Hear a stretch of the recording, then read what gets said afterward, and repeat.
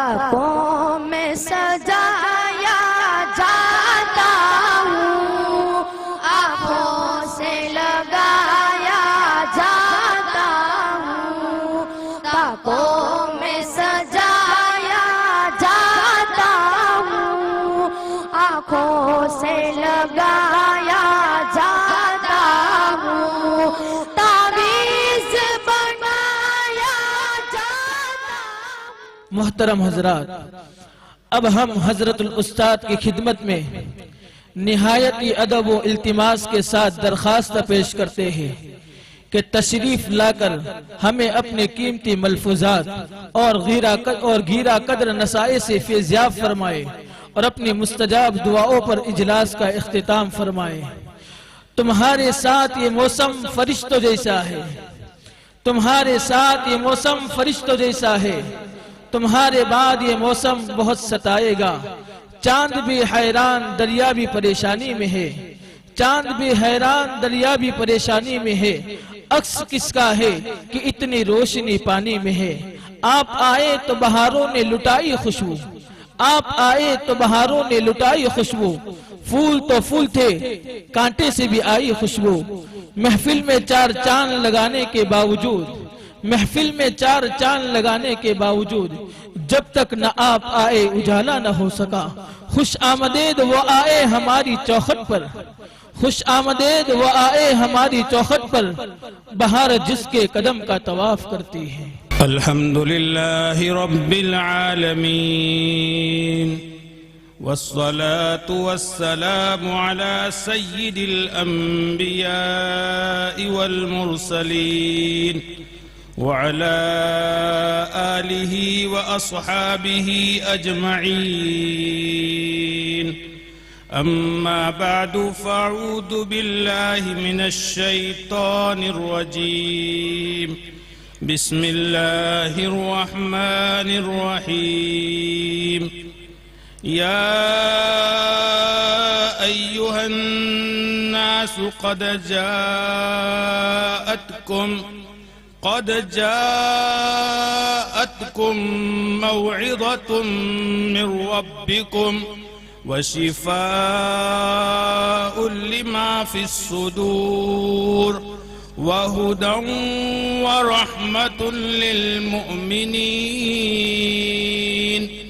وعن عبد الله بن عمر رضي الله تعالى عنه قال قال رسول الله صلى الله عليه وسلم لا حسد إلا على اثنين، رجل آتاه الله القرآن فهو يقوم به آناء الليل وآناء النهار، ورجل آتاه الله مالا فهو ينفق منه آناء الليل وآناء النهار، أو كما قال رسول الله صلى الله عليه وسلم، صدق الله مولانا العلي العظيم، وصدق رسوله النبي الكريم، ونحن على ذلك لمن الشاهدين والشاكرين،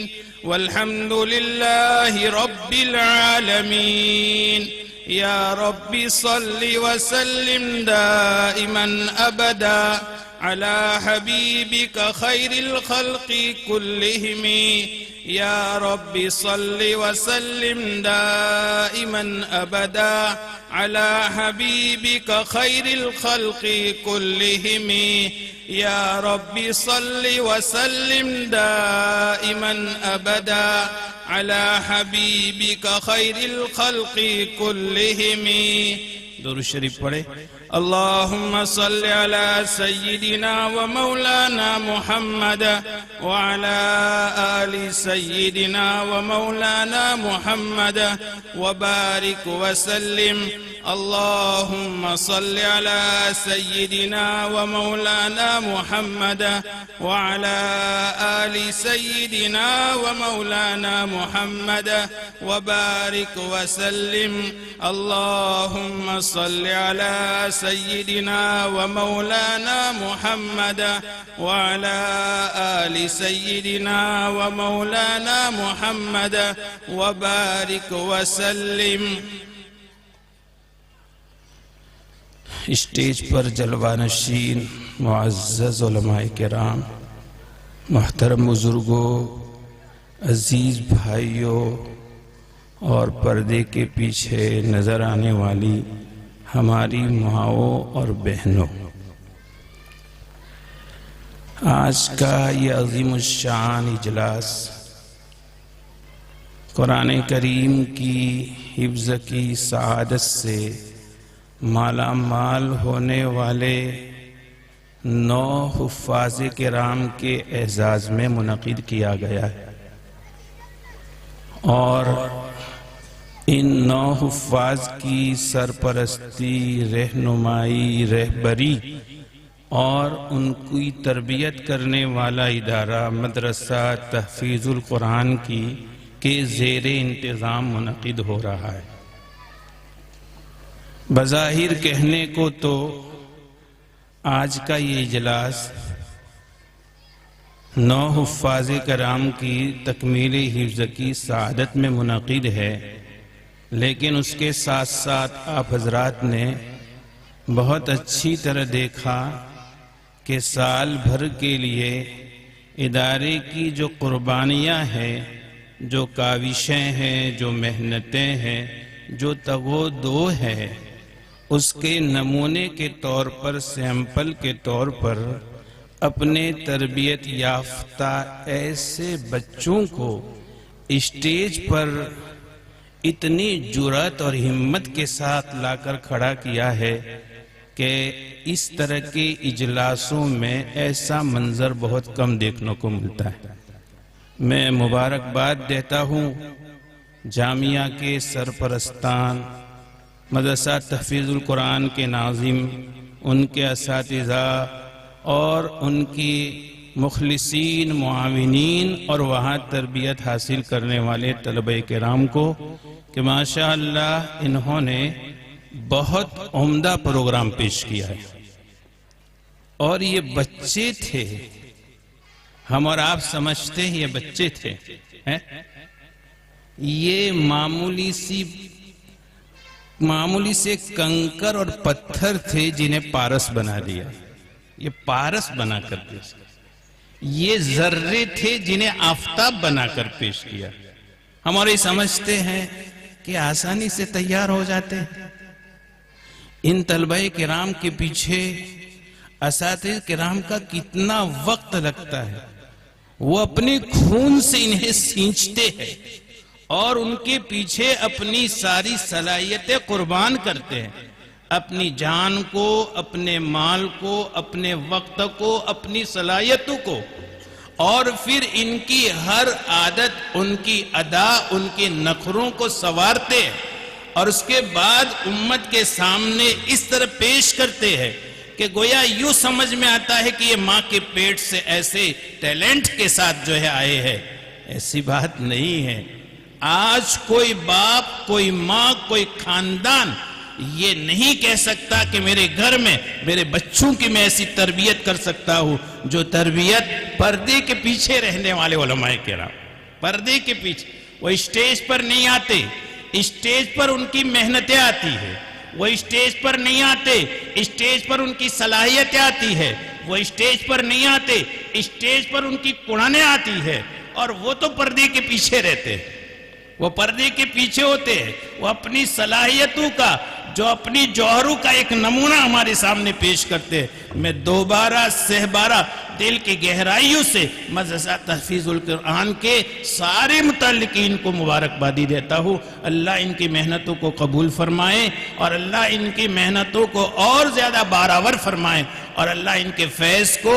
اور مانگرول جیسی اس بستی میں مجھے پتا چلا 13 ادارے ہیں، بڑے چھوٹے ملا کر 13 ادارے ہیں جو امت کے پیچھے اپنے آپ کو کھپا رہے ہیں، اللہ ان تمام اداروں کو بار آور فرمائے، ثمربار فرمائے، اور ان کے سارے متعلقین کو اپنے شائن شان دنیا اور آخرت میں بہترین بدلہ عطا فرمائے، اور اللہ تعالیٰ ان کی محنتوں کو کامیاب اور قبول فرمائے، آمین یا رب العالمین۔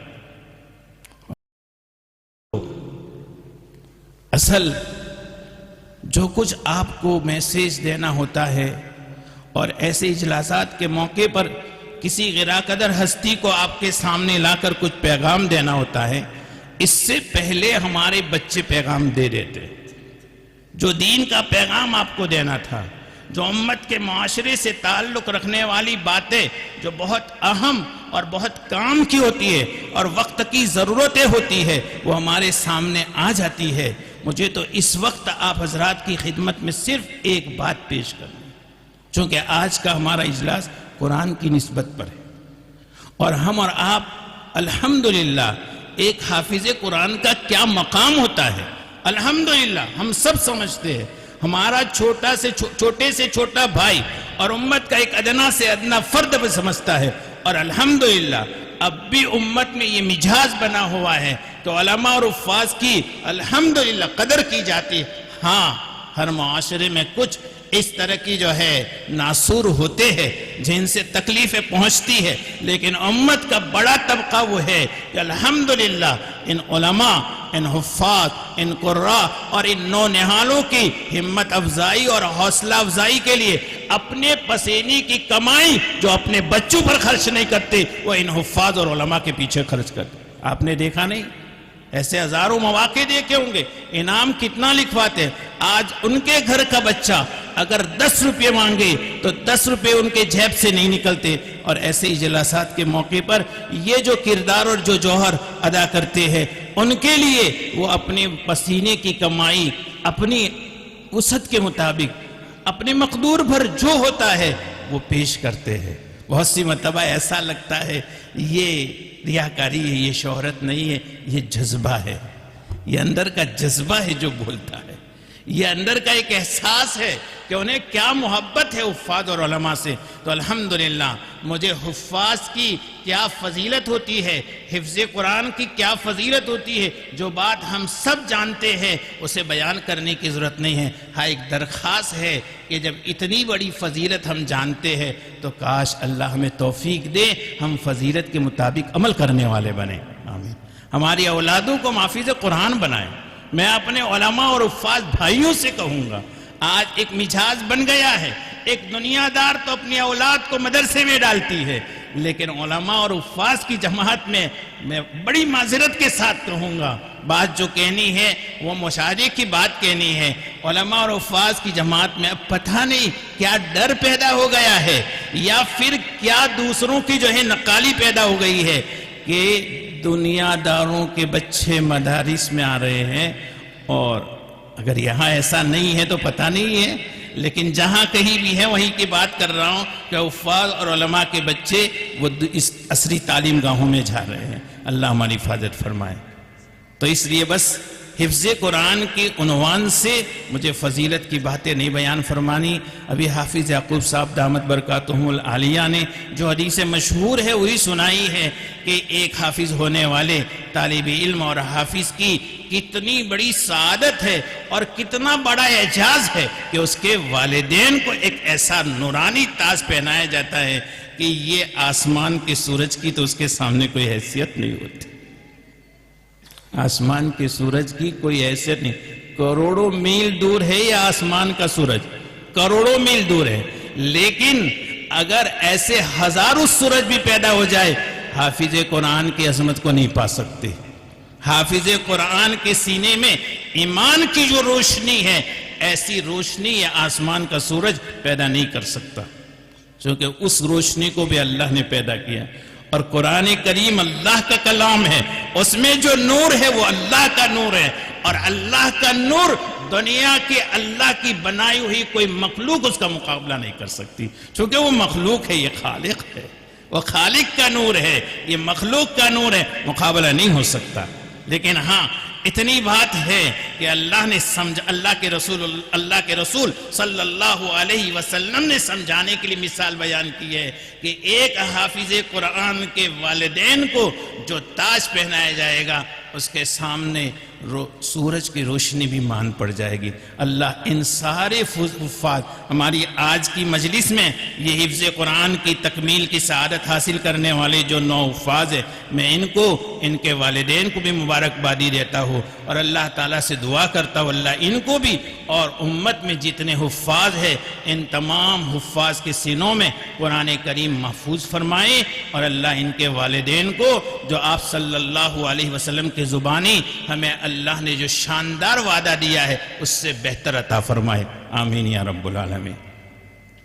لیکن مجھے جو بات کہنی ہے وہ یہ ہے کہ امت کے سلسلے میں، امت قرآن کے سلسلے میں اب بھی بہت غفلت میں ہے۔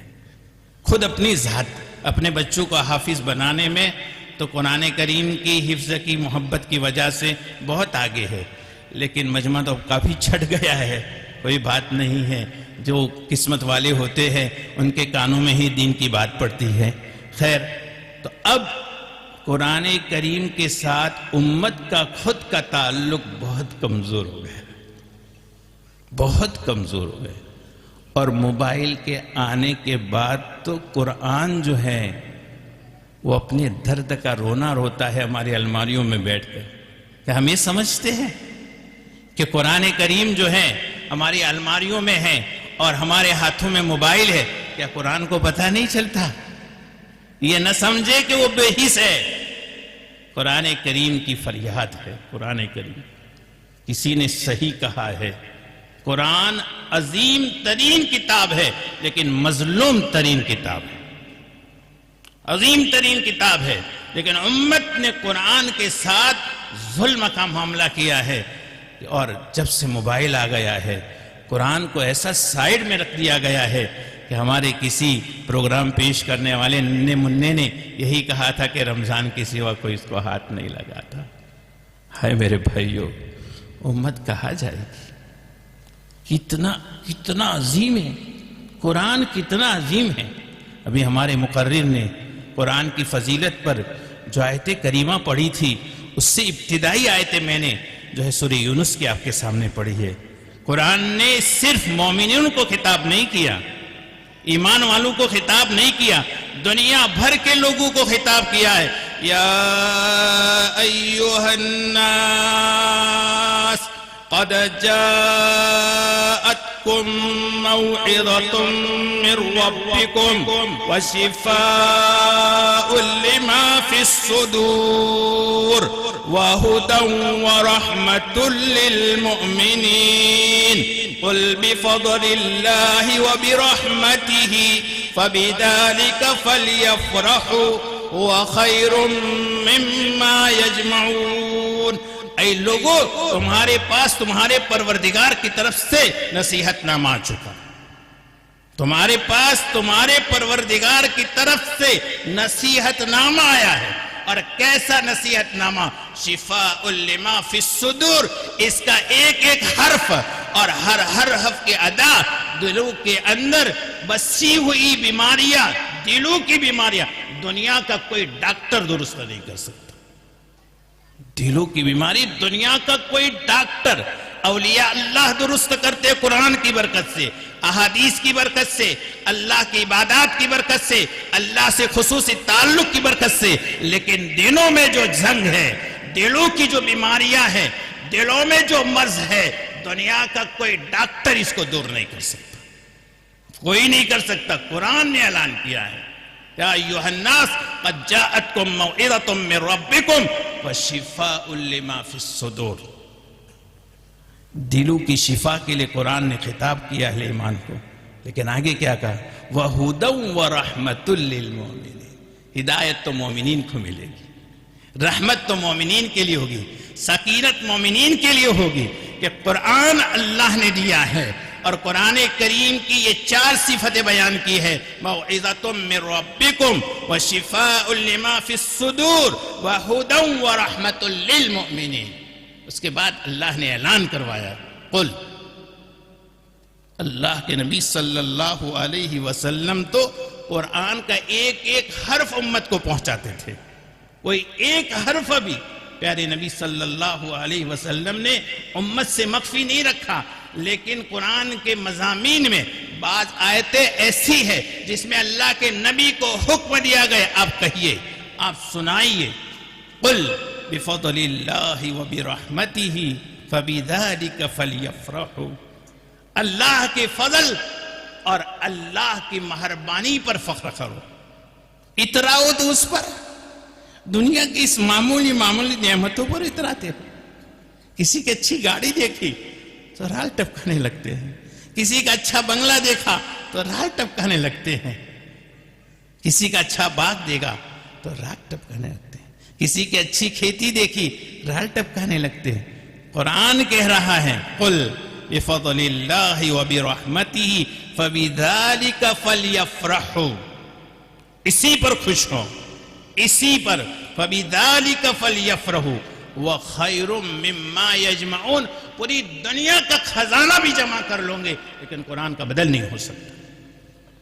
پوری دنیا کا خزانہ جمع کر لو، ڈھیر لگا لو، انبار لگا دو، اپنے آپ کو جتنا تھکا سکتے ہو تھکاؤ، گدھو کی طرح محنت کرو، لیکن پھر بھی وہ پھوٹی کوڑی ہی کوڑی ہے جو تمہارے حصے میں تب تک ہے جب تمہاری جان تمہاری جسم میں جان ہے. جس دن تمہارے جسم سے جان نکل جائے گی تمہیں اس سے بالکل الگ کر دیا جائے گا. تمہارے بدن کے کپڑے بھی اتار دیے جائیں گے. تمہارے ساتھ جائے گا تو قرآن جائے گا، اور تمہارے ساتھ جائے گا تو تمہارے اعمال جائیں گے. قرآن ساتھ میں جائے گا، دنیا ساتھ نہیں جائے گی. اس لیے اللہ جل جلالہ نے فرمایا وَخَيْرٌ مِّمَّا يَجْمَعُونَ. دنیا کے خزانوں کے مقابلے میں قرآن کے مقابلے میں دنیا کے خزانوں کی کوئی حیثیت نہیں. اور یہی مضمون میں نے جو حدیث آپ کے سامنے پیش کی، سرکار دو عالم صلی اللہ علیہ وسلم ارشاد فرماتے، حضرت عبداللہ ابن عمر رضی اللہ تعالیٰ ارشاد فرماتے ہیں اللہ کے نبی صلی اللہ علیہ وسلم نے ارشاد فرمایا اگر دنیا میں کسی پر رشک ہو سکتا ہے تو صرف 2 نعمتیں ہیں جس پر رشک کرو. صرف 2 نعمتیں ہیں جس پر رشک کرو. دنیا کی کسی نعمت پر رشک کرنے کو نہیں کہا، 2 نعمتیں. ایک تو اللہ نے جس کو قرآن دیا ہو اس کا قرآن دیکھ کر کے رشک کرو، لیکن صرف جس کو قرآن دیا ہو نہیں. اس حدیث پاک میں آپ نے فرمایا رجل آتاہ اللہ القرآن فیقوم بہ آناء اللیل و آناء النہار. میرے بڑے کرم فرما یہاں تشریف فرما ہے. میں نے حفاظ سے کہوں گا قرآن کے ساتھ ستھیلا تعلق نہ کرے. مدرسے میں جب تک تھے ہم 24 گھنٹے قرآن کے ساتھ لگے رہتے ہیں، اور جب حافظ بن جاتے ہیں تو قرآن سے ہمارا تعلق ٹوٹ جاتا ہے. میرے بھائیوں، جس قرآن کے پیچھے اللہ نے ہمیں محنت کی توفیق دی اور قرآن کی سعادت ہمیں اللہ نے نصیب فرمائی، اس کے بعد ہم قرآن کو بھول جائے، ہم سے بڑا محروم القسمت کون ہو سکتا ہے؟ میرے بھائیوں، خود بھی پڑھو، اپنے گھر والوں کو مجبور کرو، اور صبح کی مجلس میں فجر کی نماز کے بعد اگر موقع ہو تو بلند آواز سے اپنے گھروں میں قرآن پڑھو. گھروں میں جو خرافات ہے، جو بیماریاں ہیں، جو پریشانیاں ہیں، جو مسائل ہیں، باپو کے پیچھے بھاگتے ہو. باپو کے پیچھے بھاگنے کی ضرورت نہیں ہے، قرآن کے پیچھے بھاگو. قرآن اٹھاؤ، ہر روز گھروں میں قرآن کریم کی تلاوت ہوگی، سارے مسائل حل ہو جائیں گے. پیارے نبی صلی اللہ علیہ وسلم نے ایک نو نہیں بے شمار بشارتیں سنائی ہے کہ قرآن کریم گھر میں پڑھنے سے کیسی کیسی برکات آتی ہے. موقع نہیں ہے کہ اتنی تفصیل سے آپ کے سامنے بات کی جائے، لیکن ایک نعمت وہ ہے جس پر رشک ہو تو بس یہی نعمت ہے کہ اگر اللہ نے کسی کو قرآن دیا ہے، اور ہم دیکھتے ہیں یہ جب بھی گھر میں جاتا ہے قرآن پڑھتا ہے، صبح ہوتی ہے قرآن پڑھتا ہے، شام ہوتی ہے قرآن پڑھتا ہے، مسجد میں وقت سے پہلے پہنچتا ہے قرآن پڑھتا ہے، نماز سے پہلے قرآن پڑھتا ہے، نماز کے بعد قرآن پڑھتا ہے، نماز میں قرآن پڑھتا ہے. قرآن کا اس کا ایسا لگاؤ ہے، قرآن پڑھنے والے کو دیکھو تو دل میں تمنا پیدا کرو کاش اللہ مجھے بھی قرآن کریم کے ساتھ ایسا تعلق نصیب فرمائے. آمین. لیکن کوئی اس کے لیے کوئی حافظ قرآن ہونا ضروری نہیں ہے. ناظرہ خواں بھی، ناظرہ پڑھنے والا بھی. بہت سے ہمارے طبقے میں ایسے اللہ کے بندے ہوتے ہیں جو حافظ قرآن نہیں ہوتے لیکن قرآن کے ساتھ ان کا لگاؤ ہوتا ہے. اللہ ہمیں ایسا لگاؤ قرآن کے ساتھ نصیب فرمائے. چونکہ آپ صلی اللہ علیہ وسلم نے جس کو یہ نعمت ملی ہو اس پر اترانے کی، اس پر رشک کرنے کی کا حکم دیا. اور دوسری نعمت کہ جس کو اللہ تعالیٰ نے مال دیا ہو، لیکن مال نعمت نہیں ہے.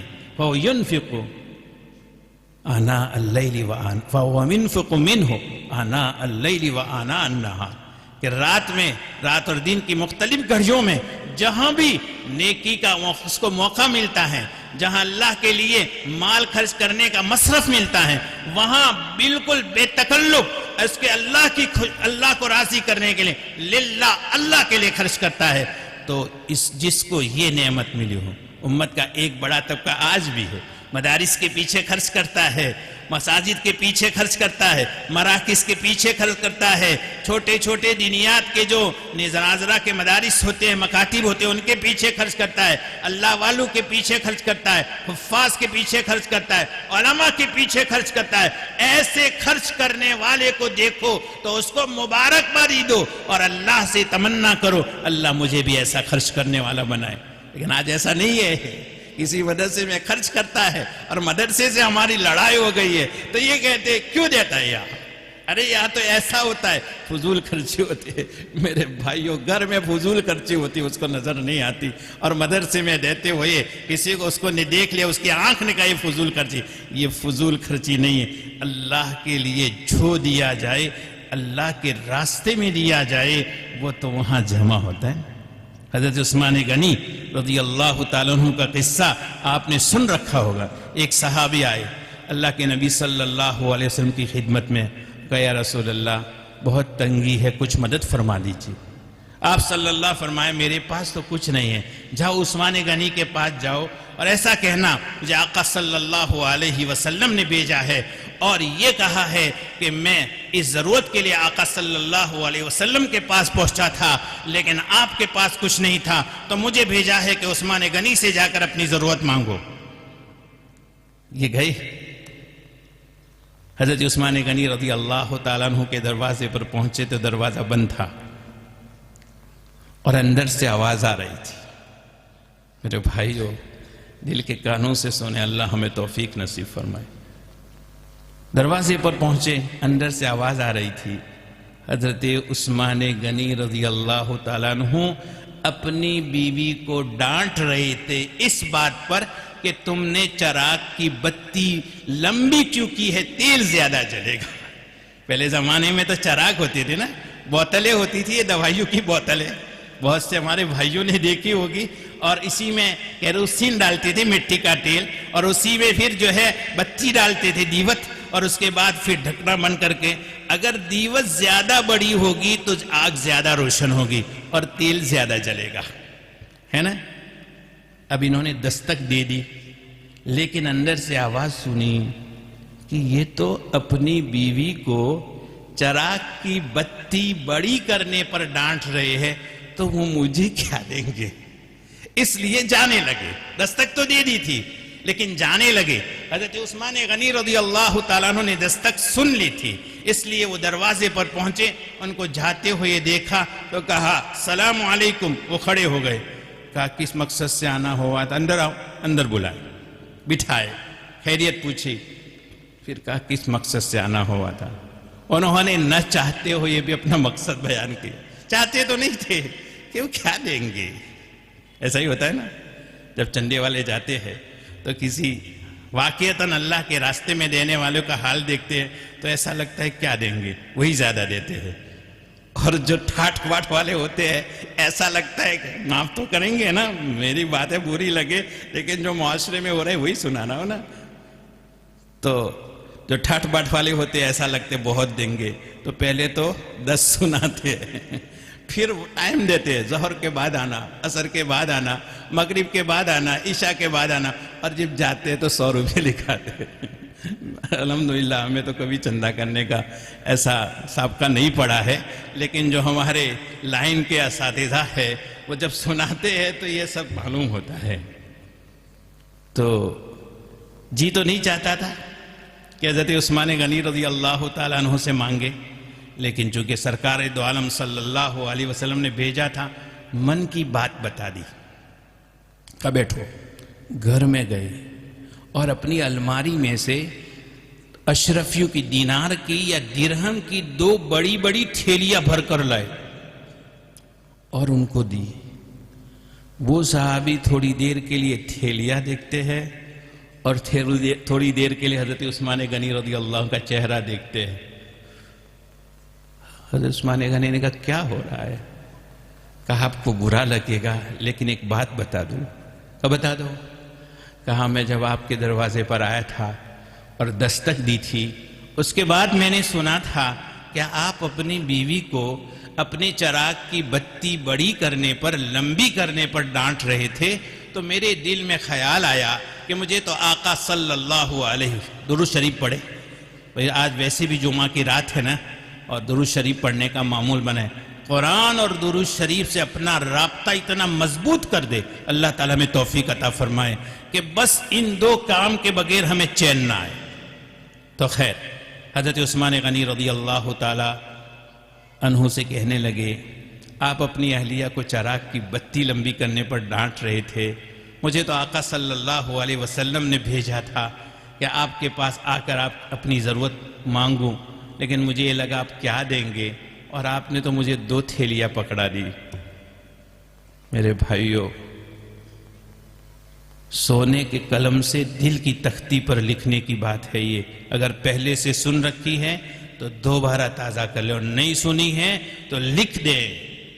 فرمایا کیسی بھلی بات فرمائی حضرت عثمان غنی رضی اللہ عنہ، واقعی وہ بڑے سخی تھے، ان کی سخاوت کے بھی عجیب عجیب واقعات تھے۔ انہوں نے کہا وہ میرے لیے خرچ ہو رہا تھا، اس لیے میں یہ مناسب نہیں سمجھتا تھا کہ ضرورت سے زیادہ تیل جلے، اور یہ تو میں اللہ کے لیے خرچ کر رہا ہوں، جتنا زیادہ خرچ کروں اتنا میں کم سمجھوں گا، ہے نا؟ جتنا زیادہ خرچ کروں اتنا میں کم سمجھوں گا۔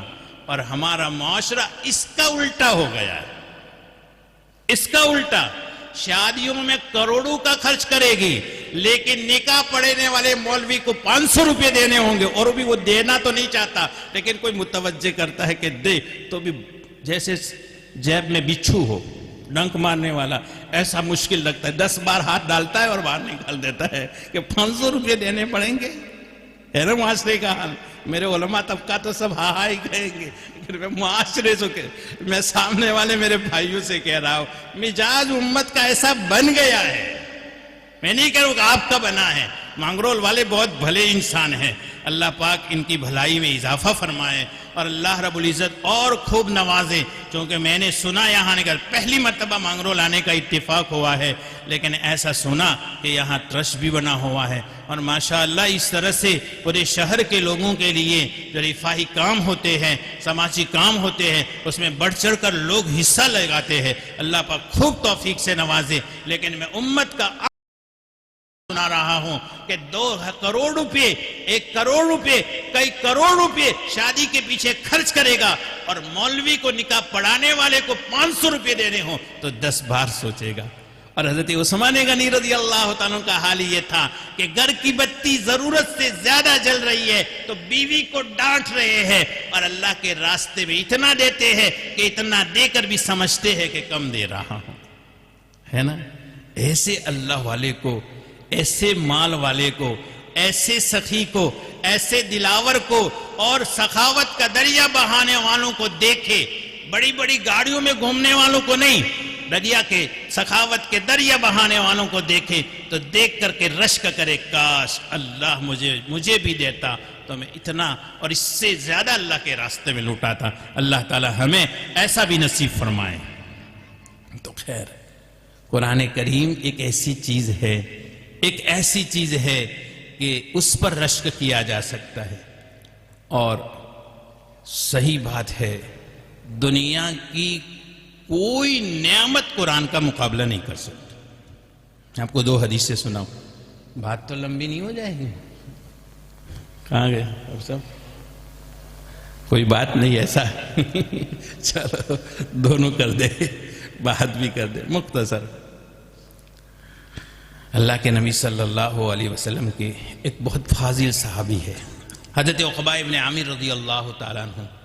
وہ فرماتے ہیں ہم مسجد نبوی کے باہر جو مدرسہ تھا، اسلام کا پہلا مدرسہ صفہ، وہیں بیٹھے ہوئے تھے، فقراء تھے بیچارے، اور اتنے میں اللہ کے نبی صلی اللہ علیہ وسلم تشریف لائے اور آپ نے ہم صحابہ سے پوچھا ایکم یحب ان یغدو الی بطحان او عقیق فیأتی بناقتین قوماوین فی غیر اثم ولا قطع رحم، کہ کون ہے تم میں سے یہ پسند کرتا ہوں کہ مدینہ کے مشہور دو بازار بطحان اور عقیق جائے اور وہاں جا کر اونچی کوہان والی دو اونٹنیاں لے آوے، لیکن گناہ کر کے نہیں، چوری کر کے نہیں، کسی کا حق مار کر کے نہیں، میراث میں حق نہ دے کر نہیں، بلکہ ایسے ہی بغیر گناہ کے لے آوے. تو حضرت عقبہ فرماتے ہیں ہم نے کہا یا رسول اللہ کلنا یحب ذالک، یہ تو ہم میں سے ہر ایک چاہے گا، کون نہیں چاہے گا؟ آپ نے فرمایا افلا یغدو احدکم الی المسجد فیعلم او یقرأ آیتین من کتاب اللہ فهو خیر من ناقۃ او ناقتین وثلاث خیر من ثلاث واربع خیر من اربع ومن اعدادہن من الابل. آپ صلی اللہ علیہ فرمایا جو تم میں سے مسجد جا کر دو آیتیں سیکھتا ہے یا سکھاتا ہے، دو آیتیں پڑھتا ہے یا پڑھاتا ہے، یہ اونچی کوہان والی ایک یا دو اونٹنیوں سے بہتر ہے، اور تین آیتیں تین اونٹنیوں سے بہتر ہے، چار آیتیں چار اونٹنیوں سے بہتر ہے، اور جتنی آیتیں ہو اتنی اونٹنیوں سے بہتر ہے. عرب کے یہاں اونٹنی بہت قیمتی مال سمجھی جاتی تھی، بہت قیمتی. حضرت استاد حضرت مفتی سعید احمد صاحب پالنپوری رحمۃ اللہ علیہ اس کی شرح میں فرماتے ہیں اب اگر ہمیں جو ہے سامنے والوں کو اس زمانے میں سمجھانا ہو تو اونٹنی کی مثال نہ دے، مرسڈیز گاڑی کی دے. اور آپ تو جو ہے BMW کیا نام ہوتے ہیں، اور میں تو اب اپنے کلاس میں بچوں کو سمجھاتا ہوں اب تو عرب شیوخ کے جو ہے سونے کے جہاز ہے اس کی مثال دیں کہ ایسے سونے کے جہازوں سے بڑھ کر، ایسے سونے کے کئی جہازوں سے بڑھ کر، ایک جہاز سے بڑھ کر ایک آیت، اور یہ تو سمجھانے کے لیے دو جہازوں سے بڑھ کر دو آیتیں. سونے کے یہ عرب شیوخ کے جو جہاز ہے ہم کبھی خواب میں بھی نہیں دیکھ سکتے، خواب میں بھی نہیں سوچ سکتے. اللہ کا احسان ماننا چاہیے کہ اللہ کے نبی صلی اللہ علیہ وسلم سمجھا رہے ہیں اور ہمیں سمجھا رہے ہیں کہ تمہیں جو نعمت مل رہی ہے قرآن کی وہ تم کیا سمجھتے ہو، یہ دنیا مافیہ سے کئی گنا بہتر ہے.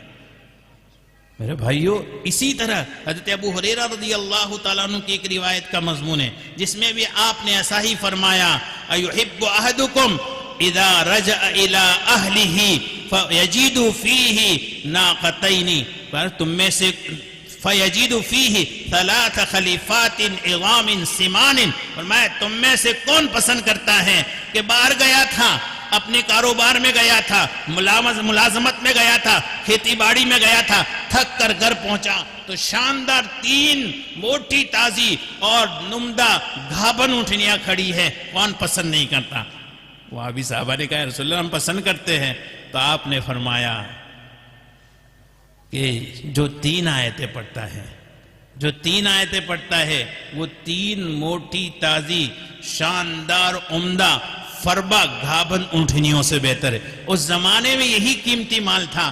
میرے بھائیو آج یہ ہمارے پاس ہے اور ہم اور آپ اس قرآن کی ناقدری کر رہے ہیں.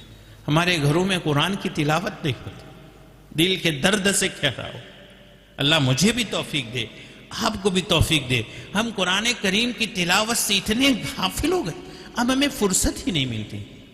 صحیح کہتے ہیں جو دنیا کا جو ہے علم رکھتے ہیں کہ اس موبائل نے آدمی کو گھڑی سے بھی بے نیاز کر دیا، تسبیح سے بے نیاز کر دیا، قرآن سے بے نیاز کر دیا، دین کی مجالس سے بے نیاز کر دیا، ذکر و اذکار سے بے نیاز کر دیا، حتیٰ کہ اپنی بیوی سے بے نیاز کر دیا اور اپنے گھر والوں سے اور اپنے بچوں سے بے نیاز کر دیا. کچھ پڑی نہیں، موبائل ہی اس کی دنیا ہے، موبائل ہی اس کی کائنات ہے، اور اب موبائل کے آگے اسے کچھ نظر نہیں آتا. جب اس کو اپنے بچے نظر نہیں آتے، اپنے گھر والے نظر نہیں آتے، اس کو قرآن کہاں نظر آئے گا؟ کہاں نظر آئے گا میرے بھائیوں؟ اللہ تعالیٰ سے مانگے، رونے کی ضرورت ہے، اللہ کے حضور روئے کہ اللہ ہمارا کون سا گناہ ہے اور کس گناہ کی نحوست ہے کہ تیرے پاک کلام سے تو نے ہمیں محروم کر دیا۔ توبہ کرے اللہ تعالیٰ سے، اور اللہ تعالیٰ ہم تمام کو توفیق دے، ہم سچی پکی توبہ کرے اور ہم خود گھروں میں قرآن کریم کی تلاوت کرنے والے بن جائیں، اور قرآن کریم کی تلاوت کرنے والے جب ہم بن جائیں گے، چاہے ہم دنیا دار ہو کہ دیندار ہو، اللہ تعالیٰ پھر ہمیں یہ توفیق دے گا اور دلوں میں یہ جذبہ پیدا کرے گا کہ ہمارے اولادوں کو بھی ہم قرآن والا بنائیں، ہے نا؟ اس لیے کہ کسی کو نعمت ملتی ہے تو وہ چاہتا ہے جو اپنے ہیں ان تمام کو یہ نعمت ملے۔ جب ایک آدمی اچھا عمدہ گھر بناتا ہے تو اس کی تمنا ہوتی ہے میرے اولاد میں سے ہر ایک کو اس سے عمدہ گھر ملے، تمنا ہوتی کہ نہیں ہوتی؟ تو جب یہ نعمت جب اللہ تعالیٰ کسی بندے کو عطا فرمائیں گے تو اس کی تمنا ہوگی قرآن کریم کی تلاوت کی جو سعادت میرے رب نے مجھے دی ہے، ایسی سعادت میرا رب میری اولاد میں سے ہر ایک کو دے، میرے گھر والوں میں سے ہر ایک کو دے۔ اور وہ دعا کرے گا ربنا ہب لنا من ازواجنا وذریاتنا قرۃ اعین واجعلنا للمتقین اماما۔ ایسی دعا کرے گا کہ اللہ میرے گھر والوں کو نیک بنا دے اور مجھے نیکوں کا امام بنا دے، مجھے میرے گھر والوں کو نیک بنا دے، مجھے نیکوں کا امام بنا دے۔ اور جو نیکوں کا امام ہوگا اس کی رعیت بھی نیک ہوگی۔ جب گھر کا بڑا، گھر کا سرپرست نیک ہوگا، اس کے اولاد بھی نیک ہوگی۔ تو اللہ تعالیٰ سے ہمیں مانگنا ہے کہ اللہ قرآن سے سچا لگاؤ اور قرآن سے سچی محبت اور قرآن سے پکا عشق نصیب فرما دے۔ آمین کہیے، آمین یا رب العالمین۔ قرآن سے پکا لگاؤ، ہم سب کچھ بھول جائے لیکن ہماری روز کی قرآن کی تلاوت کا معمول ہم سے کبھی نہ چھوٹے۔ میں آپ سے درخواست کر رہا ہوں، اور میرے بھائیوں بہت ملے گا۔ کتنا ملے گا؟ دنیا کمائیں گے کتنا ملے گا؟ کتنا ملے گا؟ ایک دن میں دنیا کمائیں گے تو قسم کھا کر کہیے کسی کو اتنا ملے گا کہ ایک شاندار مکان بنا سکے؟ بولو ملے گا؟ اللہ کے واسطے کہہ رہا پوچھ، ملے گا؟ اور قرآن پڑھنے سے کیا ملے گا؟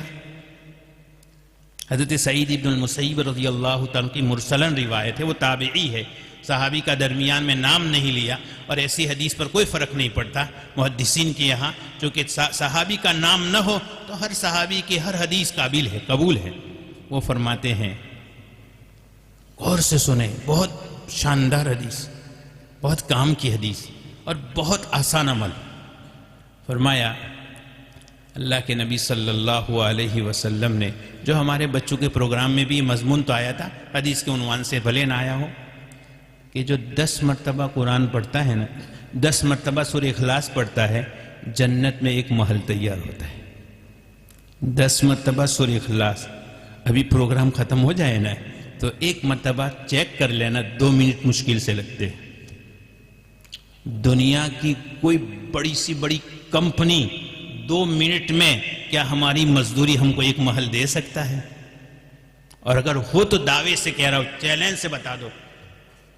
اور قرآن کے اللہ کے نبی فرما رہے صلی اللہ علیہ وسلم کہ 10 مرتبہ سورہ اخلاص پڑھنے سے جنت میں ایک محل ملتا ہے، اور جنت کا محل، دنیا کا محل نہیں مولوی صاحب، جنت کا محل، جنت کے محل کا کوئی مقابلہ پوری دنیا بھی نہیں کر سکتی۔ 10 مرتبہ سورہ اخلاص۔ آپ گھڑی، موبائل، گھڑی تو اب کسی کے پاس نہیں رہتی، شوقین کوئی پہنتے ہیں، لیکن موبائل دیکھ لینا، میرے پاس ہی نہیں ہے، گھڑی نہیں ہے میرے پاس۔ تو یہ 2 منٹ لگتے 10 مرتبہ سورہ اخلاص پڑھنے۔ سورہ اخلاص تو جانتے ہیں نا، قرآن کی چھوٹی صورتوں میں سے شاید سب سے چھوٹی ہو حروف کے اعتبار سے، چھوٹی 3 ہے، اس میں سے بھی کبھی تو تعداد تو دیکھی نہیں ہے، اندازہ ہے کہ 10 مرتبہ میں 2 منٹ لگتے ہیں، جنت میں ایک محل تیار ہوتا ہے۔ اور اگر 20 مرتبہ پڑھتا ہے تو 2 محل، 30 مرتبہ پڑھتا ہے تو بولو 3 محل۔ ہم کہ 3 تو کافی ہو گئے، اب زیادہ کیا پڑھنا ہے؟ جب جنت میں 3 کروڑ والا محل دیکھیں گے نا، 3 کروڑ محل والے کو، تو ہم کو بھی ہوگا کاش ہم کو بھی 3 کروڑ محل ہوتے نا۔ تو یہ 3 مرتبہ پڑھے گا، 3 محل ملیں گے۔ ہم نے حدیث سنی، کوئی خاص اثر نہیں، لیکن صحابہ تو عمل کے باب میں بہت آگے۔ حضرت عمر فاروق رضی اللہ عنہ فوراً بول پڑے یا رسول اللہ واللہ یا رسول اللہ اذن لنکثرن قصورنا، اللہ کی قسم یا رسول اللہ ہم تو بہت محل بنا دیں گے، بہت محل۔ حضرت عمر فاروق کہہ رہے ہیں اذن واللہ یا رسول اللہ، واللہ یا رسول اللہ اذن لنکثرن قصورنا، بہت محل بنا دیں گے۔ تو آپ نے جواب میں فرمایا پھر کیا اللہ نہیں دے سکے گا؟ اللہ اوسع من ذلک، اللہ جو کائنات سے بڑھ کر، پوری دنیا سے بڑھ کر ایک فقیر جنتی کو 10 گنا دنیا دے گا، تو کیا سورہ اخلاص پڑھنے والوں کو اللہ ایسے مال نہیں دے سکے گا؟ آپ نے فرمایا کیا لگتا ہے تمہیں تم زیادہ محل بناؤں گے اللہ کا خزانہ کم پڑ جائے گا؟ اللہ اوسع من ذلک، اللہ کا خزانہ اس سے زیادہ وسیع، اس سے زیادہ وسیع ہے۔ تو ہمیں بھی تمنا پیدا ہوگی، کون وعدہ کرتا ہے؟ انشاءاللہ کم سے کم دن میں 10 مرتبہ، کم سے کم، زیادہ تو اللہ جو سعادت دے، جو سعادت دے، لیکن کم سے کم 10 مرتبہ سورہ اخلاص پڑھے۔ امت کے ہر طبقے کو الحمدللہ یاد ہوتی ہے، خاص کر کے جو نماز پڑھتے ہیں، تو سورہ اخلاص پڑھنا اللہ تعالیٰ ضرور توفیق دے، ہمارے بچوں کی بھی عادت بنا ڈالے کہ انشاءاللہ ہم ہر روز کم سے کم 10 مرتبہ سورہ اخلاص پڑھیں گے، اور انشاءاللہ جب ایک مرتبہ یہ جذبہ چڑھ جائے گا، چسکا، تو جیسے دنیا میں کئی محل بنانے کے چسکے لگ جاتے، پھر جنت میں محل بنانے کا چسکا لگے گا، پھر پیچھے نہیں رہیں گے انشاءاللہ۔ تو اللہ تعالیٰ ہمیں توفیق دینا، احساس ہونا چاہیے۔ صحابہ کو یہ احساس بہت تھا۔ ایک مرتبہ حضرت ابن عمر رضی اللہ تعالیٰ عنہ کے سامنے حدیث آئی کہ حضرت ابو ہریرہ رضی اللہ تعالیٰ عنہ فرماتے ہیں جو جنازے کو دفن کرنے کے لیے قبرستان جاتا ہے اور نماز جنازہ پڑھتا ہے تو 1 قیرات ثواب ملتا ہے، اور قیرات کی اپنے وضاحت کی حدیث پاک میں احد مدینہ کا بہت بڑا پہاڑ ہے، احد پہاڑ کے برابر، اور جو نماز جنازہ پڑھنے کے بعد پھر تدفین میں شریک رہتا ہے تو اس کو دوسرا بھی 1 قیرات ملتا ہے، تو 2 قیرات ملتے ہیں۔ حضرت عبداللہ ابن عمر رضی اللہ تعالیٰ عنہ کو یہ حدیث معلوم نہیں تھی، اس وجہ سے انہیں لگا کہ ایسی بات ہے، اب تک حدیث معلوم نہیں، تو حضرت عائشہ صدیقہ رضی اللہ تعالیٰ عنہ کے پاس ایک صاحب کو بھیجا اور کہاں جا کر معلوم کرو کہ حضرت ابو ہریرہ رضی اللہ تعالیٰ عنہ جو حدیث سنا رہے ہیں کیا آپ نے رسول اللہ صلی اللہ علیہ وسلم سے سنی ہے؟ وہ صاحب گئے حضرت عائشہ صدیقہ رضی اللہ تعالیٰ عنہ کے پاس، اور جب یہ بات پوچھی تو انہوں نے کہا صدق ابو ہریرہ سچ کہہ رہے، تو انہوں نے ماتھا پکڑ لیا اور کہنے لگے اللہ کی قسم ہم نے تو بہت قیرات ضائع کر دی۔ کیوں؟ اس لیے کہ آج تک حدیث معلوم نہیں تھی، تو اگر ضرورت ہوتی تھی تو نماز جنازہ پڑھ کر واپس آ جاتے تھے، تدفین میں شریک نہیں رہتے تھے، کہنے لگے ماتھا پکڑ لیا اللہ کی قسم ہم نے بہت قیرات ضائع کر دی۔ آج تک اگر ہمیں حدیث معلوم نہیں تھی تو ہم ماتھا پکڑ کر کے کہے اللہ کی قسم ہم نے بہت محل جو ہے چھوڑ دیے، اللہ ہمیں توفیق عطا فرمائے۔ بس اس سے زیادہ ویسے رات بہت لمبی ہو رہی ہے، مجمع جب چھٹ رہا تھا، اور مجمع کا اثر مقرر پر ضرور پڑتا ہے، آپ یقین رکھیں، میں ادب سے کہوں گا مجمع کا اثر، لیکن مجھے جن محبتوں کے ساتھ ان حضرات نے دعوت دی تھی، اور ایسے اوقات میں جب جو علماء جانتے ہیں کہ مدارس میں پڑھانے والے ایسے وقت نہیں نکال سکتے، وقت ایک منٹ ہمارا بہت قیمتی ہوتا ہے، میں نے ان سے درخواست کی کہ ابھی 2-3 ہفتے پیچھے کر دو، ہمارے اسباق جب تھوڑے کم ہو جائیں گے۔ انہوں نے کہا کہ ہمارے یہاں اس طرح سے اگر پروگرام شروع ہو جاتے ہیں تو اچھا رہتا ہے جلدی سے، تاکہ کئی مدارس کے پروگرام ہوتے ہیں، تو اس لیے میں نے نہ چاہتے ہوئے بھی دعوت قبول کر لی، اور ان کی محبتوں نے دعوت قبول فرمائی۔ ہمارے مولانا عدنان صاحب ہمارے ادارے کے فاضل ہے، اور ان کے دونوں بھائی صاحبان بھی یہاں تشریف فرمائے میرے ساتھ، ہمارے مولانا عمران صاحب جو میرے سفر کے خاص ساتھی رہتے ہیں، الحمدللہ ان حضرات نے ہمت دلائی۔ کئی دنوں تک تو میں بھی ششو پنچ میں تھا، جاؤں نہ جاؤں، لیکن آیا تو بہت خوشی ہوئی۔ اللہ پاک ان کی محبتوں کو قبول فرمائے۔ انہوں نے جن جذبات کے ساتھ ہماری اور مانگرول والوں کی جو ضیافت فرمائی، اتنا بڑا پروگرام، اور اس کے لیے جو انتظامات، یہ کوئی کھانے کی چیز نہیں ہے کہ ایک دسترخوان سجا اور کھا لیا، اس کے پیچھے کتنی محنتیں لگتی ہے، اور خاص کر کے مولانا یعقوب صاحب کا اخلاص، حافظ یعقوب صاحب کا، اللہ ان میں مزید ترقی عطا فرما دے، بڑی محبتوں کے ساتھ ملے، اور ان کا ادارہ بہت ترقی کر رہا ہے، اللہ تعالیٰ اور ترقیات سے مالا مال فرمائے۔ اور میرے بھائیوں، خاص کر کے جو بات کہنی ہے، اداروں میں مالی تعاون تو مل جانا اس زمانے میں آسان ہے، لیکن ادارے میں پڑھنے والے بچے مل جانا بہت مشکل ہے، بہت مشکل ہے، بہت مشکل ہے۔ دنیاوی تعلیم کی طرف ایسا رجحان ہو گیا ہے کہ دنیاوی تعلیم کو سب سے آگے رکھا ہے، دینی تعلیم کو پیچھے رکھا ہے۔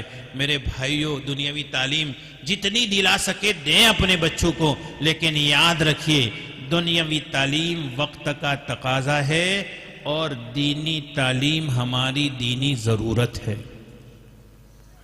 دنیاوی تعلیم وقت کا تقاضا ہے، ضرورت ہے، اور دینی تعلیم ضروری ہے، ضروری ہے۔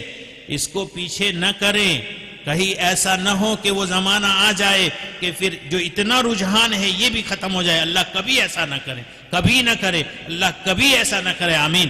لیکن بہرحال ہمیں توجہ کی ضرورت ہے، ہمارے بچوں کے ٹیوشن کے لیے، ہمارے بچوں کی دنیاوی تعلیم کے لیے جتنے فکر مند ہیں، میں آپ سے ادب سے کہتا ہوں، درخواست کرتا ہوں، اتنے عادی بھی فکر مند دینی تعلیم کے لیے ہو جائیں گے تو انشاءاللہ مدارس آباد ہو جائیں گے، انشاءاللہ مدارس آباد ہو جائیں گے۔ تو میرے بزرگوں، میرے بھائیوں، درد کے ساتھ کہہ رہا ہوں، یہ بات دور دور تک پہنچائے، اپنے آس پاس والوں کو، اپنے متعلقین کو، اپنے رشتہ داروں کو پہنچائے۔ آج مدارس کو آباد کرنے کی ضرورت ہے۔ امت میں ابھی جو کمزوری آ گئی ہے اور امت میں جو اب پاور باقی نہیں رہا، امت میں اگر دینی بیداری پیدا کرنی ہے تو اس کا پہلا تقاضا یہ ہے کہ مدارس کو آباد کرے، اور مدارس کو مالی تعاون کے ذریعے، وسائل کے ذریعے انشاءاللہ ہم آباد کرتے رہتے ہیں، لیکن اس سے زیادہ ہم اپنے بچوں کو مدارس میں بھیج کر مدارس کو آباد کرنے کی محنت کریں، کوشش کریں۔ انشاءاللہ مدارس آباد ہو جائیں گے تو انشاءاللہ دنیا دین سے لہلہاتی ہو جائے گی اور دینی فضا عام ہو جائے گی۔ پھر مدارس کو بچوں کے لیے چندہ کرنے کی ضرورت نہیں پڑے گی۔ اللہ تعالیٰ ان کہی ہوئی باتوں پر ہم تمام کو عمل کرنے کی توفیق عطا فرمائے، اور حافظ یعقوب صاحب کا ادارہ مدرسہ تحفیظ القرآن کو دین دنیا رات چوگنی ترقیات سے مالا مال فرمائے، اور مانگرول بستی کے اور جتنے ادارے اور مدارس ہیں، اور جہاں جہاں کہیں بھی پوری دنیا میں اور خاص کر کے ہندوستان میں جو مدارس ہیں، اللہ تعالیٰ انہیں اور بھی زیادہ ترقیات سے، دینی دنیاوی ترقیات سے، مالی تربیتی اصلاحی اخلاقی ترقیات سے مالا مال فرمائے، اور اس سے امت کو زیادہ سے زیادہ ان مدارس سے امت کو زیادہ سے زیادہ فیضیاب ہونے کی توفیق عطا فرمائے، آمین یا رب العالمین۔ وآخر دعوانا الحمدللہ رب العالمین۔ مجمع سے بھی میرے دل کی گہرائیوں سے شکریہ کی درخواست ہے کہ ماشاءاللہ آپ حضرات نے اتنا وقت ہونے کے بعد بھی اپنی ثابت قدمی اور دل جمعی کا جو ہے احساس دلایا۔ اللہ تعالی ہمارا جمع ہونا قبول فرمائے، آمین یا رب العالمین۔ وآخر دعوانا الحمدللہ رب العالمین۔ درود شریف پڑھ لے۔ لا الہ الا اللہ وحدہ لا شریک لہ، لہ الملک ولہ الحمد یحیی ویمیت بیدہ الخیر وہو علی کل شیء قدیر۔ اللہم صل علی سیدنا محمد وعلی آل سیدنا محمد کما صلیت علی سیدنا ابراہیم وعلی آل سیدنا ابراہیم انک حمید مجید۔ اللہم بارک علی سیدنا محمد وعلی آل سیدنا محمد کما بارکت علی سیدنا ابراہیم وعلی آل سیدنا ابراہیم انک حمید مجید۔ ربنا ظلمنا انفسنا ربنا ظلمنا انفسنا ربنا ظلمنا انفسنا وإن لم تغفر لنا وترحمنا لنكونن من الخاسرين۔ لا إله إلا أنت سبحانك إني كنت من الظالمين۔ ربنا آتنا في الدنيا حسنة وفي الآخرة حسنة وقنا عذاب النار۔ اللهم إنا نسألك علما نافعا وعملا متقبلا ورزقا حلالا طيبا واسعا ولسانا ذاكرا شاكرا ولسانا ذاكرا شاكرا وقلبا خاشعا وشفاء من كل داء وحفظا من كل بلاء۔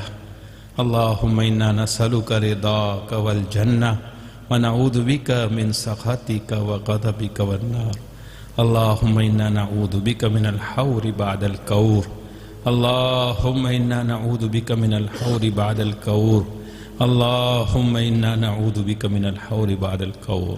اے اللہ ہم گنہگار ہے، خطا کار ہے، قصوروار ہے، اے اللہ ہم اپنے گناہوں پر نادیم اور شرمسار ہے، ہم اقراری مجرم ہے مولا۔ اے مولا تیری نعمتیں کھا کر، دی ہوئی نعمتیں کھا کر ہمیشہ تیرا مقابلہ کرتے رہے ہیں۔ اے اللہ تجھ سے مانگتے ہیں تو ہمارے گناہوں کو معاف فرما دے مولا۔ تجھے معافی مانگنے والے پسند ہیں، تو معافی مانگنے والوں کو اور معاف کرنے والوں کو پسند کرتا ہے۔ اے اللہ یقیناً ہم نے اتنے گناہ کیے ہیں، اتنے گناہ کیے ہیں، اتنے گناہ کیے ہیں کہ ہمیں خود اپنی ذات سے شرم آنے لگی ہے۔ کہ مولا تیرا معاملہ ہمارے ساتھ ہمیشہ ستاری غفاری کا رہا ہے، ہمیشہ تو نے نوازا ہے۔ یا اللہ تو نے ہمیشہ لاج رکھی ہے، لوگوں کے دلوں میں حسن ظن ڈالے رکھے ہیں، ہماری پردہ پوشی کر رکھی ہے۔ یا اللہ ہمارا بھرم باقی رکھا ہے۔ یا اللہ تو نے اس دنیا میں ہمارے ساتھ ستاری اور غفاری کا معاملہ فرمایا ہے، تو آخرت میں رسوا ہونے سے ہماری حفاظت فرما دے اور ہمارے گناہوں کو معاف فرما دے، ہمارے گناہوں کو معاف فرما دے مولا، ہمارے گناہوں کو معاف فرما دے۔ اے اللہ تو جانتا ہے آج کا ہمارا یہ اجلاس تیرے پاک کلام کی نسبت پر منعقد ہوا ہے۔ یا اللہ 9 سعادت مند حفاظ جنہوں نے آج تیرے پاک کلام کی یا اللہ حفظ کی تکمیل فرمائی ہے، اور یا اللہ ادارے مدرسہ تحفیظ القرآن کے سالانہ اجلاس میں بچوں نے سال بھر کی محنتوں کے نمونے پیش کیے ہیں۔ اے اللہ اس اجلاس کو اور اجلاس میں یا اللہ جتنی قربانیاں دینے والے ہیں، اجلاس کے پیچھے منتظمین، اساتذہ، طلباء، محسنین، معاونین کی جو قربانیاں ہوتی ہے، اور یا اللہ جو مجلس میں حاضر ہونے والے دل جمعی کے ساتھ بیٹھ کر یا اللہ منتظمین کی ہمت افزائی اور حوصلہ افزائی فرماتے رہے ہیں، یا اللہ تمام متعلقین، منتسبین، محسنین، معاونین، انتظامیہ، اساتذہ، طلباء، حاضرین، سامعین، یا اللہ تمام کو اپنے شائن شان قبول فرما دے، اپنے شائن شان قبول فرما دے، اپنے شائن شان قبول فرما دے، اور یا اللہ اس کے بہترین اثرات ظاہر فرما دے، مقاصد حسنہ میں کامیابی نصیب فرما دے۔ یا اللہ ادارہ تحفیظ القرآن اور یا اللہ دوسرے اداروں کو، اور یا اللہ جتنے دینی ادارے ہیں، مراکز ہے، مدارس ہے، مساجد ہے، مکاتب ہے، یا اللہ خانقاہیں ہیں، دینی تنظیمیں ہیں، دینی جماعتیں ہیں، دینی کام کرنے والے افراد ہیں، اجتماعی انفرادی جو دینی محنتیں ہو رہی ہے، مولا یا اللہ تو تمام کو قبول فرما، تمام کو قبول فرما، تمام کو قبول فرما، اور یا اللہ کام کرنے والوں کی اور یا اللہ ان مدارس اور ان تنظیموں کی پوری پوری حفاظت فرما، پوری پوری حفاظت فرما، پوری پوری حفاظت فرما، اور یا اللہ ان اداروں کے اخلاقی، اصلاحی، عملی، علمی، تربیتی ماحول کو بہتر سے بہتر بنا کر یا اللہ ان اداروں کے فیوز کو عام اور تام فرما، عام اور تام فرما، عام اور تام فرما۔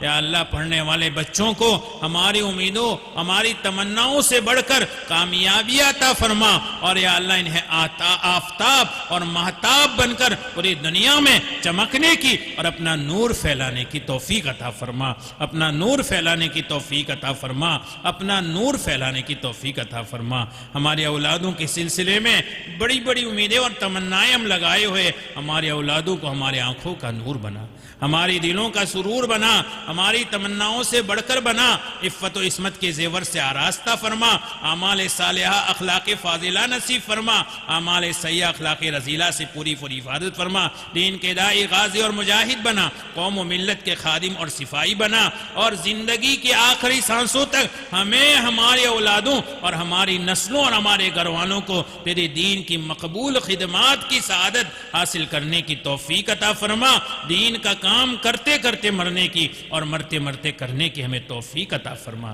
یا اللہ جو تو نے صلاحیتیں، جو ہمتیں، جو قوتیں، جو طاقتیں دی ہے تیرے دین کے کاموں کے لیے، انہیں پورے طور پر تیری فرما برداری اور اطاعت کے کاموں میں استعمال کرنے کی ہمیں توفیق عطا فرما۔ تیری نافرمانی میں یا تیرے دین کا مقابلہ کرنے میں استعمال کرنے سے ہماری پوری حفاظت فرما، پوری حفاظت فرما۔ ان مدارس کی جانی، مالی، جسمانی یا اللہ ہر اعتبار سے خوب تعاون اور خوب امداد کرنے کی توفیق عطا فرما۔ پورے حاضرین مجلس کو قبول فرما۔ یا اللہ امت میں جتنے بھی بیمار ہیں انہیں شفائے کاملہ، عاجلہ، دائمہ، تامہ، مستمرہ نصیب فرما۔ ہماری ظاہری، باطنی، جسمانی، روحانی، چھوٹی بڑی خطرناک لا علاج بیماریوں سے ہمیشہ کے لیے پوری امت کو شفائے کاملہ، عاجلہ، دائمہ، تامہ، مستمرہ نصیب فرما۔ ہمیں اور پوری امت کو صحت اور عافیت اور تندرستی والی تیری رضا والی زندگیاں نصیب فرما۔ جتنے بھی اولاد جوڑے ہیں انہیں نیک صالح اولادیں نصیب فرما۔ یا اللہ جن کی اولادیں، جن کو امید، یا اللہ جن جوڑوں کو اولادوں کی امیدیں ہوئی ہے ان کی اور ان کے اولادوں کی بھرپور حفاظت فرما، بھرپور حفاظت فرما، بھرپور حفاظت فرما، اور وقت پر عزتوں والی، علم والی، عمل والی، تقوی والی، برکتوں والی، تیری رضا والی، خوب پاک عمر والی یا اللہ اولادیں وقت پر صحت و عافیت کے ساتھ نصیب فرما، صحت و عافیت کے ساتھ نصیب فرما، صحت و عافیت کے ساتھ نصیب فرما۔ اور مولا کریم امت میں جتنے یا اللہ بچے جوان ہو چکے ہیں، شادی کے لائق ہو چکے ہیں، جتنی بچیاں یا اللہ عمر دراز ہو رہی ہیں، ان تمام کو پاک اور مبارک جوڑے نصیب فرما کر یا اللہ شادی کے بندھن میں بدنے کے وسائل اور اسباب مرحمت فرما، اسباب اور مرحمت فرما، وسائل اور اسباب مرحمت فرما۔ یا اللہ جتنے مقروض ہیں ان کے قرضوں کی غیبی طور پر ان کے قرضوں کے ادائیگی کی شکلیں اور صورتیں پیدا فرما، محبوسوں کو عزت کے ساتھ رہائی نصیب فرما، مقدمات میں پھنسے ہوئے ہیں انہیں عافیتوں کے ساتھ بری فرما۔ اور یا اللہ ہماری دینی دنیاوی جتنی ضرورتیں ہیں تو اپنے خزانوں سے پوری فرما۔ آج تک تو نے ہمیں اپنی بے شمار بڑی بڑی نعمتوں سے بغیر مانگے، بغیر استحقاق کے نوازا ہے، اور بڑی بڑی ضرورتیں بغیر مانگے، بغیر استحقاق کے تو نے پوری کی اور پوری فرما رہا ہے۔ اور یا اللہ ہماری جتنی ضرورتیں ہیں اور جو ہم نے مانگی ہیں یا ہماری ضرورتیں ہیں اور تو جانتا ہے، وہ سب اپنے خزانے غیب سے پوری فرما، اپنے خزانے غیب سے پوری فرما، اپنے خزانے غیب سے پوری فرما۔ آج کے اجلاس کو قبول فرما، مدرسہ تحفیظ القرآن کو قبول فرما، اور یا اللہ جن مقاصد کے ساتھ یہ قربانی دی گئی ہے اور انہوں نے جن محبتوں کے ہمارے ساتھ معاملے فرمائے ہیں، جن بھائیوں نے ہماری خدمتیں فرمائی ہے، انہیں دنیا اور آخرت میں بہترین بدلے عطا فرما۔ پیارے نبی صلی اللہ علیہ وسلم نے، انبیاء اور مرسلین نے، تیرے نیک بندوں نے جتنی بھلائیاں مانگی ہیں ہم بھی مانگتے ہیں عطا فرما۔ جن شرور سے پناہ چاہیے ہے ہم بھی پناہ چاہتے ہیں، ہمیں پناہ نصیب فرما۔ ہماری ان ٹوٹی پھوٹی دعاؤں کو اپنے فضل و کرم سے پیارے نبی صلی اللہ علیہ وسلم کے صدقے اور طفیل میں قبول فرما۔ اللہم ربنا تقبل منا انك انت السميع العليم وتب علينا يا مولانا انك انت التواب الرحيم وصلى الله تعالى على خير خلقه سيدنا مولانا محمد وآله وصحبه اجمعين آمين يا رب العالمين برحمتك يا ارحم الراحمين۔